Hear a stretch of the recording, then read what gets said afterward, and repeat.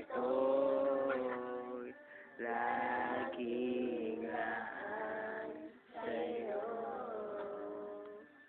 Bigyan mo ng banal na takot, sumunod sa nais mo,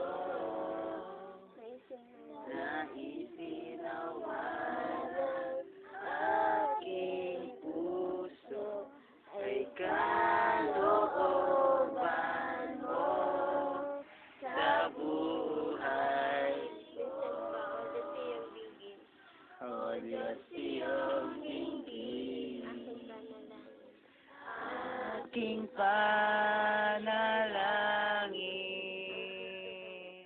Ang puso kong ito'y laging laan sa'yo. Bigyan mo ng banal na takot, sumunod sa nais mo, naisinawanan aking puso ay kalooban mo sa buhay ko. Bigyan mo ng banal na takot, sumunod sa nais mo, naisinawanan aking puso ay kalooban mo sa buhay ko.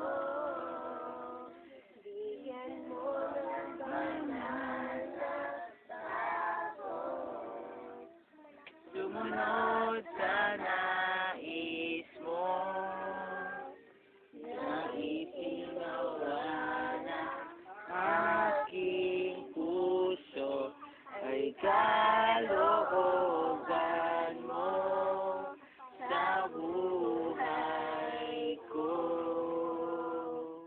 Naisinawanan aking puso ay kalooban mo sa buhay ko.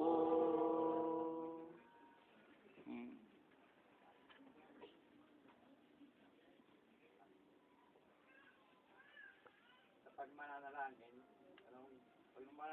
anong dapat ginagawa? Kapikit?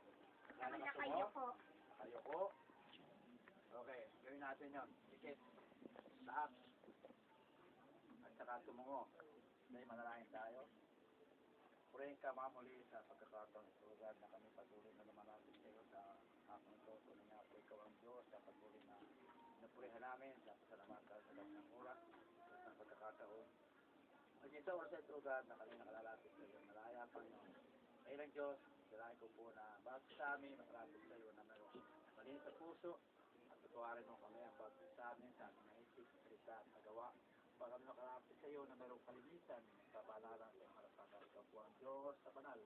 Dapat kami magkakabanal sa oras ng tulad. Salamat po, Ama, sa oras ito, sa patawaran ng aming kasalanan. Kami nga po, Ama, na patuloy kang kikilos sa aming kalagitnaan. Patuloy kami mga pangunahan sa aming pagbulan ng salita. At patuloy na po ang Diyos sa patuloy ng mga hati sa aming salita. Nagbahay ka sa aming buhay, Panginoon, dahil ikaw ang Diyos sa aming asahan. Na tunay nga po, Ama, patuloy kami sugod pala. Salamat po sa oras ito. Pagparay ng baptisa, pangalan ng Panginoon sa Kristo, kayo magsabi namin. Amen.